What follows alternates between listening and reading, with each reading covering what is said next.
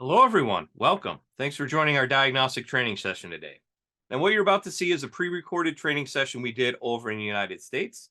But be assured that a lot of the material that we cover is really applicable to any automotive application. So just be aware that yes, it is a lot of North American vehicles, but they will apply a lot of the same principles apply over in the UK as well. Now, if you do have any questions, if you're watching this during the premiere, you can just leave it in the chat.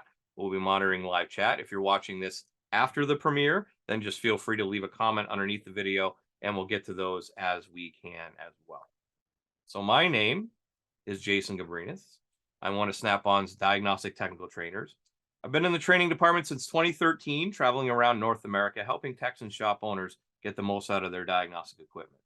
Before I did that, it was a couple years as a diagnostic sales rep at Snap-on, so I had 30 different franchisees I worked with, as well as the shops that they serviced, in order to help everyone get the most out of their diagnostic needs. Then before I did that, it was 8 years at Subaru. So I worked in a dealership, and over time, I guess, just became the default diag guy in the shop. So I always ended up having the drivability problems, the intermittent problems, the weird wiring problems that would show up on those cars. And that's really where I cut my diagnostic teeth, was trying to figure out all those weird head scratcher type cars that would come into my bed. Then before that, a bunch of other miscellaneous wrenching jobs. Been a little over 25 years under hood experience for me. So our topic today, we are continuing on our component testing series we've been doing, where we focus on a single component or component type, go through the workings of it and testing of it, and how we might be able to maybe even do some scanner functions, some guided component testing with it as well, and what you should expect to see, and maybe a couple other tips and tidbits as we go. So a couple different types of speed sensors we're going to deal with in the automotive world. You really have their analog or digital, and that really relates to the kind of signal that they're going to output. So we'll have like an AC type wave, or we'll have a square wave, which would be more like a digital wave. We have mechanical sensors, inductive sensors, magneto-resistive sensors. We'll also talk about Hall effect sensors as well. And then, of course, we have wheel speed sensors, transmission sensors, multiple speed sensors in transmissions. It could be a turbine sensor, input sensor, output shaft sensor. Could be multiple input and output shaft sensors as well. And then, of course, vehicle speed sensors too, which can use some of the other methods that we talked about above with the wheel speed and the transmission output speed as well. So the first one we're going to talk about is probably one of the earlier types of electronic speed sensors. Is going to be the inductive sensor. So it uses a permanent magnet with this core and a coil of wire. And what it does is it would send AC voltage down through a coil of wire. And what that does is produce an alternating magnetic field around it. So we have an alternating current, we have an alternating magnetic field. Now, if we move a conductive material into this changing magnetic field, so a ferromagnetic rotor in this example, so ferro means iron. So something that containing iron, so steel or iron itself, probably more than likely steel, spinning around, it's going to disrupt that magnetic field, and then it'll induce a current in there. So the currents will change through the conductor in closed loops, and those are what they call eddy currents as well. So that current flowing back and forth, the computer can pick that up. So any conductor that has current produces its own magnetic field, and that's what happens with these currents. They create a magnetic field, which then opposes the magnetic field of a coil or wire, which changes the current flowing through the circuit. The computer is able to pick up on that current change, and that's what gives us the signal over to the computer. Now, I'm sure you've seen these before. They've been around for a very, very long time, and this would be the tone wheel or the ring that's on the end of an axle, or could be its own standalone piece on the back of the wheel as well. I've seen it that way. It's like attached to the back of the hub. Or they could be internal as well, but usually they are part of the axle when it's this type of a system. So you see how we got the bumps and the troughs. And as it spins by, in this case, it's going to send out an AC type waveform. So it's going to go up and down. It's going to be centered around zero. It's going to have a positive and a negative as it goes around. So that's those currents flowing back and forth. The currents change. And the computer is able to pick up on that and see that the wheel or whatever is spinning. It depends on what we're measuring. More often than not, it's for a wheel speed sensor in this case. Crank sensors and cam sensors work in a very similar fashion as well, just to tell RPM and Now, sometimes though, with that, you could have damage, or they could be rusty or something of that nature. So here we have a damaged one. See a lot of them, a lot of those teeth kind of worn out. It also looks a little bit rusty in there as well. So if it's got iron in it, more often than not, it's probably going to rust at some point. So I'm reminded of my mother's vehicle. So she had an '01 Ford Explorer back in the day, and would do the strangest thing.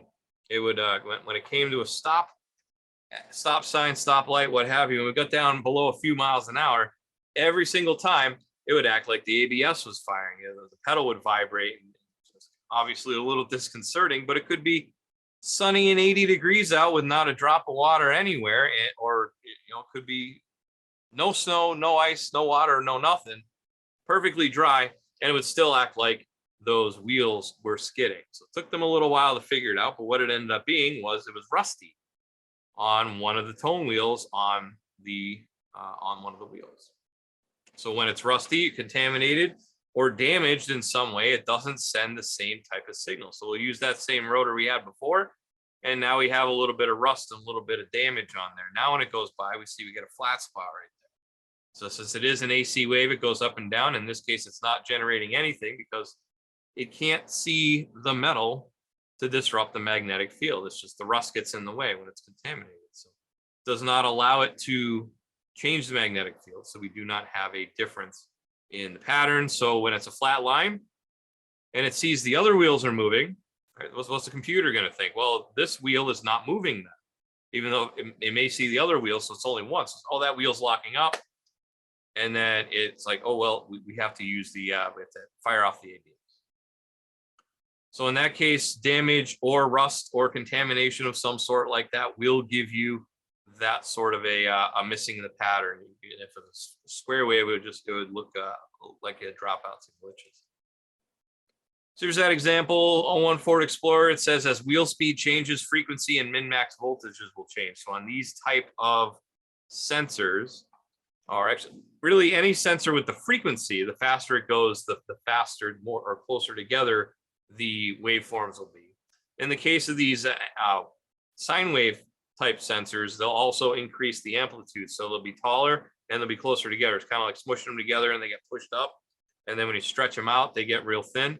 Same type of idea. So when it's going really slow, it's small and spread out.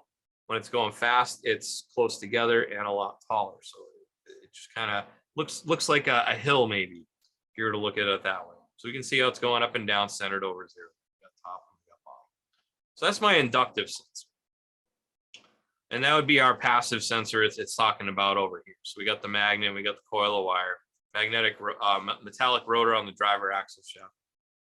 More modern vehicles, and this is pretty much the way it is nowadays. It's been this way for a while. But we have what we call magneto-resistive sensors. So we have these two magneto-resistive elements in here, and they go into a integrated circuit. And then it sends out a digital wave form to the computer for it to see. Now, instead of the magnet being in the sensor, the magnet is now in the wheel. So in this case, they enter bearing race, and this is pretty common in the industry nowadays. So we have our magnets spread about this rotor. So we have a south pole and a north pole, of course, like any magnet. And that, of course, generates a magnetic field. When these magneto-resistive sensors see that magnetic field, they generate a small voltage, and it goes out through the circuitry, and it goes out to the computer, and then it decides, well, how fast is that turning? Also, some vehicles do, some vehicles don't. Some manufacturers decide they want to have this function, some don't. But due to the way that it's designed on these magneto-resistive elements, if it's moving in one direction, it'll be able to see that it's moving forward. And if it moves the other direction, it can sense that it's moving backwards, and it'll put out a different voltage accordingly. So in this case, going forward, we have just a square wave. And we see how we have A and B, right? So if it hits the A side first, that means it's going that way. And then if it hits the B side first, it's going the other way because it's going backwards. So if it goes first, we get a spike here, and it just kind of looks like this. It's just a regular square wave. If it's going backwards, it goes high first, and then it comes down like that, and then it goes high again. So we can see how it looks a little bit different on this pattern. Some high, some low, kind of looks like a castle in this case. Now, if we were to hook up to this, and you were testing this with a scope and you didn't know or understand that that is supposed to look like that when it's moving backwards, and you were just kind of pushing that tire along, testing it, and you see that waveform, you might think something was wrong with that, right? Because it's not a regular square wave. It's kind of looks like a castle. So in this case, understanding what the pattern is supposed to look like and knowing what the pattern is supposed to look like, we can see that it's a regular square wave when I turn the tire one way. And if I turn the tire backwards, I'll get a waveform going the other way. So you've got to be aware of that sometimes it could look different, and sometimes the vehicle, and we'll talk about this in a little bit, the vehicle uses that information to adjust certain parameters of the vehicle. So here's just an example on a 19 Acadia, and that uses the magneto-resistive type. Wheel speed sensor is a 12-volt digital sensor. The electronic brake control module sends a 12-volt reference voltage signal to each wheel speed sensor. As the wheel spins, the wheel speed sensor produces a square wave DC signal voltage. The wheel speed sensor increases the signal frequency as the wheel speed increases, but does not increase the signal amplitude. So you'll find that true with most digital sensors that put out a square wave. The square wave is really not going to get any taller. It's going to be the same. It's just the frequency might get closer. And each wheel hub or suspension or steering knuckle assembly is where they're mounted. And then it gives us the pin assignments over here because we're in the guided component test portion of the tool. We'll see that it sends a signal on a low reference. It says lab scope should be used to check the waveform signature integrity. As the wheel RPM changes, the frequency will change. As we said, it gets closer together. It's also not a huge variance. So it sends the voltage down, and we're really only looking for just a mild ripple in the voltage. So in this case, it's going 0.6 to about 1.6. That's about a volt overall, where it's transferring up and down. You see it kind of looks like that with a square wave type. Also interesting to note, they note it here on the GMC, and I'd imagine this would be true for most manufacturers. Some tech notes inside the guided component test. So on some vehicles, the following DTCs or symptom codes may be set. See 0035, 0040, 0045, and 0050. So those are all wheel speed sensor codes. In addition, the following lights may be illuminated: ABS, service traction control system, and/or service stabilitrack. This may be caused by bits of ferrous magnetic debris stuck to the wheel speed sensor magnetic encoder ring. So remember how we talked about the magic encoder, and it's basically a magnet and it spins. Well, it is a magnet. It's not basically a magnet, it is a magnet. And what does a magnet do? It gathers up ferrous magnetic material. So rusts is ferrous because that's basically, if it's iron, it rusts. So if it has iron in it, it will rust, and so that will stick to. So if I got rust inside the knuckle, something like that, it can get stuck on the wheel speed sensor, and it can cause errors, issues, drivability problems driving down the road. These vehicles use a speed sensor encoder ring with north-south magnetic pole pieces encased in a nitrile rubber ring, typically brown in color, and it's in the inside of the wheel bearing. This ring is a part of the wheel bearing. If you experience any of these symptoms, this ring may be cleaned using a soft nylon bristle toothbrush or equivalent. If any debris still remains, a mild soap detergent may be used. Wipe dry after this procedure. Use care to prevent damage to the wheel bearing seal. So we don't want to damage the wheel bearing while we're doing it. We want to use a nice soft bristle brush. Also, you may just think, oh yeah, I'll just take my magnetic pickup tool and I'll pick up all the rust and metal shavings, right?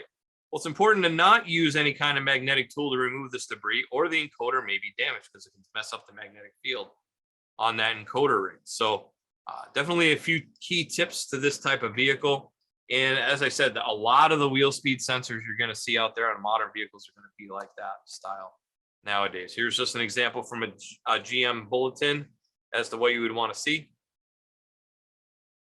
And inspect that. You see we got a lot of debris on the inside there, and the number one marks the decoder ring, and this is the inner race here. So we have the decoder ring on the outside, and if you get some debris on there, you want to clean that off. Also found this doing research on this topic as well. Volkswagen has a bulletin on the Passat. Apparently on these, I guess it's just chalk this up to German engineering again. Apparently on these, the wheel speed sensors are different from side to side on the vehicle, but also apparently you can bolt them into the same hole. If you do that and you accidentally put them where they're not supposed to be, you put your left side on the right and right side on the left, you can damage the encoder ring. So in this case, it went too deep in, it was too long, The speed sensor interfered with the encoder ring, wore it all out, and caused problems. You would have to replace the wheel bearing and the sensor at that point. You would have all sorts of wheel speed problems, maybe ABS problems, codes, things of that nature. So just be aware when you're working on vehicles, put the right part back in the right spot, I guess, would be the moral of that story. And check your TSBs as well to make sure that there isn't one of those little gotchas that you might find out there. Here's just another example of a vehicle that uses a very much similar system. So this is on a 2013 Dodge Charger. Actually was throwing code for a wheel speed problem. But raise the wheel in the air. As the wheel spins, the sensor will produce a square wave that varies by about 400 millivolts, cycling between 10.4 and 10.8 volts. And the meter is set to focus on that pattern. So we can see it's an AC wave in this case, goes up and down. And then we see our square wave kind of going up and down. Now it is a little angly, but I think that might have just been the speed of the tire we were spinning. So it wasn't a perfect square wave. It was a little messy, but that's the kind of test that you would be looking for. So it kind of looks like that. This is 400 millivolts. So those are your main types of sensors. There you're going to see the inductive, the magneto-resistive. We're also going to talk about a Hall sensor here in a second, which is most commonly used in the transmission. So as I said, it's usually a Hall effect sensor. So on the inductive sensor that we talked about earlier, that generates a magnetic field. When something disrupts it, it changes the signal. In this case, a Hall effect, it uses magnetic fields, but in a different way. So if we have a conductor supplied by a constant flow of current, and then we move a magnetic object over it or near it, the voltage will be produced across the material. So we put a current through here, and it's also a coil of wire. And then it also sends out a signal. So these Hall effect switches are going to be 3-wire signals. You can read input shaft, output shaft, turbine speed. Multiple speed sensors can be on a transmission. Mainly, we're going to be testing for voltage and resistance. Sometimes they can be part of the valve body, and if they are, can be difficult to access. You have to drop the whole valve body out of the vehicle in order to access it. So something to be aware of. Here's an example on an 09 Subaru Legacy GT. So that's a 5-speed automatic on this one. Turbine speed sensor 1 measures the trans input shaft speed and torque converter speed. And then turbine speed sensor 2 measures the transmission speed. So it's really an input and an output sensor. Turbine speed 1 is located on the driver's side of the transmission near the middle. So just be careful when you're working on it. You don't hit it against the tunnel. And speed sensor 2 is at the transmission valve body. So that one's kind of difficult to get to. We'll see the one that's outside is 3 wires, a Hall effect switch. And then we see the one on the inside. We have to go to the actual transmission harness to find it there. And then it's pin 6 in that case, a blue-green wire. So we give all that wire information for you. Then to test it, we're going to do a voltage test. So turbine speed sensor positive and a known good ground. With the vehicle stop, we should see 0 volts because nothing's turning. Vehicle speed of at least 12 miles an hour, and we need to see more than 1 volt AC. So it's going to be an AC reading that we're going to see. And in this case, it's not using a scope pattern. It is using just voltage. So here's my volts AC average that I'm seeing is 1.2 volts, which is more than that at 12 miles an hour. So that would be in good shape. Here's another example of one that might be buried. So that's a GM speed sensor. This, I believe, is on the 8-speed transmission. So this is above the valve body. So here's the top of the valve body here. It's mounted to the top. You also see on this one, the TCM is kind of all-in-one package with the valve body. It's all built in. And then the sensors plug in. So my input and my output shaft sensors, all in one piece too. So if one fails, they both fail, or they both get replaced anyway. So just be aware of that, and you do have to take the transmission apart to get to it. And it's probably also fairly difficult to test it directly because it plugs into the computer directly. So more than likely, they're going to have you use PID data to try and figure that out. So just be aware that sometimes if it's transmission speed sensor, it could be hard to get to. Now let's talk vehicle speed. So if we go way back, way back, we had the original kind of speed sensor. If you think about it, the vehicle speed sensor was the speedo cable that went to the speedometer. So we had this flexible metal cable that would spin on a gear, and then the other end would go to the back of the gauge, and with some gear sets that are in there, it would make it go up, make it go down, depending on how fast it spun. So that was the original kind of analog mechanical way of doing things, and then slowly but surely moved on from that Here's another example of a kind of a mechanical and electric hybrid. This is kind of in the middle. We have this spinning thing down the bottom that goes around some switches and sensors in there. And as that spins, it'll be in a gear. As it spins around, it translates it to an electronic signal, which then goes to the computer, and the computer interprets that as, here's how fast the vehicle is moving. Also, there's another view. It's a different one. And you notice how they use, more often than not, they use a plastic gear. The problem with the plastic gear is if I have a problem internal in the transmission, I might wear that gear out. So here's an example of a worn driven gear on a speedo sensor there. There's a new one. There's the one that's wore out. You can see it's also very stained from the gear oil and whatnot. So that one's all worn out, and that would cause some sort of speedometer malfunctions, probably cause some codes as well for this vehicle speed sensor. Now, more modern vehicles, last 10, 15 years at least, majority of them either use wheel speed to find out how fast the car is going, or they use maybe transmission output shaft speed. I know a couple of vehicles that do that as well. You don't always have that vehicle speed sensor in the transmission anymore. Oftentimes, like I said, it's output shaft, or it is the wheel speed, because that's a good judge of how fast is it going and how fast my wheels go. But to that point, what if I change my wheels and tires? If I change my wheels and tires, the rotating distance that tire needs to travel could change. So I got a 2014 Jeep Wrangler here, and we have a scanner function that allows us to select the tire size. So it gives us the most common sizes that could be with it. But what if I put a bunch of set of 44s on there? I have big old mud dirt tires. I would need to put in a custom size. We could do that as well in order to keep the speed sensor or the speedometer correct as we go down the road. So obviously it's using the gear ratios will be different. The spinning velocity of the tire will be different. So we need to program that in so it can compensate for that. So let's do that first with our scanner. So I got my 2014 Wrangler in there, and I'm going to pop into the scan tool.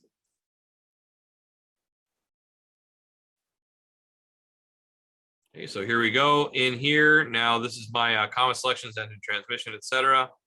I'm going to come down to my body controls, because on these vehicles, Chrysler, Dodge, Jeep, Ram, oftentimes it is in the central gateway module, or their name for a body control module, or a TIPM, totally integrated power module. And that is under miscellaneous functions. So if I go into miscellaneous functions, we got some user options that are programmable. We can also program the tire size of the vehicle. So it's used to program the tire size and then tip them. Current tire circumference is 771 millimeters, which doesn't work because we're in a demo mode. So it just throws a random number in there. Continue to enter new tire size. So we can enter any of these, and we can see we got a what do we got? 18-inch tire, right? We got 2,480 millimeters. So what if I have bigger than that? So we can go into custom size to program a custom tire size, measure the circumference of the tire in millimeters, and enter the value on the next screen. So if we go in here, it can be any integer from 570 to 11,500. So 11,500 is going to be a pretty big tire. So 11,000 millimeters. It's a lot. So what's that? 1,000 millimeters in a meter, right? So enter the new value in there. So let's say they're real big, 10,000, right? And then we'll hit the check mark. Let's say it's 10,000. We hit the check mark again. It says program tire size was successful. Attention, please run the initialize EGS procedure if it has it. So that's electronic gear shift module found in the TCM module under miscellaneous functions. Then cycle the ignition for a minimum of 30 seconds to clear any DTCs. ABS is displaying vehicle configuration mismatch. Please run the initialize ECU procedure as well. So let's go inside the TCM and see if we have that EGS procedure. It may or may not have it. So let's back up here, transmission, miscellaneous functions, and initialize EGS right there. So we'd have to walk through that function. Function should be used when the EGS TCM has been replaced or needs to be reinitialized. So write the current vehicle configuration and program tire size. So we'd have to do that as well. I'm not going to do that on my demo car though. And then we'd have to go into the ABS, and there's a function in there for initialize the ECU as well. So that would be, we need to do those three functions when we change the tire size on a Jeep. So just so you're aware, to make the speedo read right, we do that on Chrysler, Dodge, Jeep, and Ram. Also do it on some GMs and some Fords. It's available. So just be aware that that's a thing. How about guided component test? What can we test on this vehicle? I actually have to back up here a little bit because I'm going to start with my wheel speed sensors. We're going to ABS, and we will go into wheel speed sensors. Component information. So this sensor is a Hall effect type switch that measures vehicle speed by measuring a reluctor wheel located at each wheel. As the wheel spins, a digital square wave signal is produced. There's no separate signal wire. The signal is superimposed onto both signal wires. You should see a little ripple on that. The signal frequency will increase with an increase in wheel speed. So the faster it goes, the closer they get. The ABS module uses this signal as vehicle speed input, and by monitoring the wheel speed sensor signals, can detect wheel slippage. This signal may also be used for cruise control. So there we go right there, vehicle speed input. So that's one of the vehicles that uses this for vehicle speed. Doesn't have a separate vehicle speed sensor. That's why we had to program in the tires. Control module sends 12 volts to power an integrated circuit in the sensor. The integrated circuit supplies a constant 7 milliamps power supply to the analog brake module. The relationship of the magnetic pole encoder to the permanent magnet in the sensor signals the IC to enable a second 7 milliamp power supply. The output of the sensor sent to the ABM is a DC voltage signal with changing voltage and current levels. The ground for the IC and the current sense circuit is provided by the module. So you can see we have supply and ground. When a pole is properly aligned with the sensor, the voltage signal is approximately 10.4 volts and a constant 7 milliamp current is sent to the module. As the magnetic pole encoder rotates, the encoder shifts the magnetic field, and the IC enables a second 7 milliamp current switch. Module senses a voltage signal is approximately 10.8 volts and 14 milliamps. So my amperage changes and my voltage changes. The module measures the amperage of the digital signal for each wheel. The resulting signal is interpreted by the ABM as the wheel speed. Best test location is at the connector of the harness, about 18 inches from the sensor. We want to make sure that they're plugged in because it does need to have that 12 volts in order to turn on the sensor. It needs to have that power supply there as well. And of course, they're mounted at each wheel. So we need to be back a little ways to test it. Connector for rear at each sensor. Okay. So that is, and then we have an amp test, voltage test, and a signature test we can do if we go into the signature test. We can look down here, raise the wheel in the air. As the wheel spins, the sensor will produce a square wave that varies about 400 millivolts, cycling between 10.4 and 10.8. Meter set to focus on the pattern, so that's going to be very similar to that Chrysler we were looking at before, which makes sense. So that's wheel speed. Let's also double check the transmission. See what we got in here. So we got input speed sensors, 1 or 2. Component information on that one. So this sensor is a Hall effect type sensor that measures the rotational speed of the input shaft. When the tooth of the reluctor wheel passes through the magnetic field created by the sensor, voltage drops low. When the tooth passes and the sensor measures a gap between the reluctor teeth, voltage rises. As engine RPM increases, the frequency of the signal will increase. Input speed sensors are 6-volt Hall effect switches. 2 sensors are used. There is no tone wheel in the input shaft, and neither drive element is used in all gear ranges. Input shaft speed is a calculated value, so the computer calculates that in there. So both input speed sensors are part of the lead frame portion of the valve body inside the transmission. So it's part of the valve body, so that doesn't sound very easy to get to. And then it gives us the pin out there as well. Then we have a DC voltage test and a signature test again. So the input shaft speed sensor will generate a signal in any gear except reverse. So start engine, compare signal with a sample pattern. So what you want to do is you want to start the engine, you want to put it up in the air, and you want to drive it. And then you'll be able to see the pattern go by. And this is just an example pattern, but you'd be able to see the pattern go by. You'd be able to see if there's any dropouts, any glitches, anything weird going on in that signal pattern whatsoever. In this case, that's what it's supposed to look like. That's a good pattern. So that's on my Jeep. I got one more I want to talk about. It's going to be on my BMW demo board. So I go into guided component test on this one. It's a little bit different on the wheel speed sensor. So the ABS wheel speed is a 2-wire Hall effect sensor that uses a supply signal near 12 volts and a shared ground and signal wire. The signal is produced by using a pulse wheel. So that's that encoder wheel. When rotation occurs, the voltage flow through the Hall element is affected. This produces a square wave input signal to the control module. Current BMWs use 4 active wheel speed sensors that work on a magneto-resistive principle. These gray shielded wheel speed sensors can detect if the wheel is moving forward or backwards. Here's one we were talking about earlier. It can see whether it's moving forward or backwards. When the vehicle is in reverse and the brakes are applied, more braking pressure is needed at the rear wheels than the front since the weight is shifted to the rear. When braking while traveling forward, more braking pressure is needed at the front wheels since the weight is shifted to the front of the vehicle. So it knows, is it traveling backwards, is it traveling forwards, and it proportions the brakes accordingly. Fancy.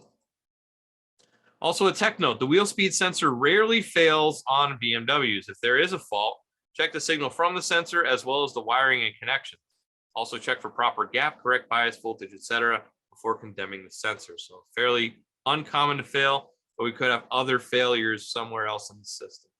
So I always want to make sure we double check. And then we have a signature test and an outer range signal test.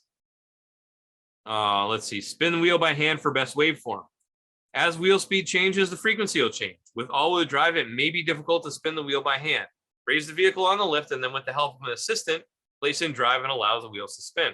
Traction control should be turned off. So in that case, you can, on most vehicles, you put them up in the air and just let it idle and put it in drive, and the wheels will spin. If it has traction control, though, it'll freak out because they'll think, oh man, the wheels are spinning, the wheels are slipping, and I'm not on the ground. So what's going on? It starts throwing ABS lights and turns the ABS on. You won't really be able to get any motion out of those wheels. So you got to make sure you turn off the traction control on that. And then as the wheel spins, it'll have a rapid spike as shown, just like that. So very similar to what we've been looking at before. If you have a tool with guided component test in there, all the materials right in there for you anyways. As you can see, we've just been reading right through this, and it's going to tell me exactly what I need to do for that. So pretty handy having that database at our fingertips. Hopefully we picked up a few more tips and tricks on working with wheel speed sensors.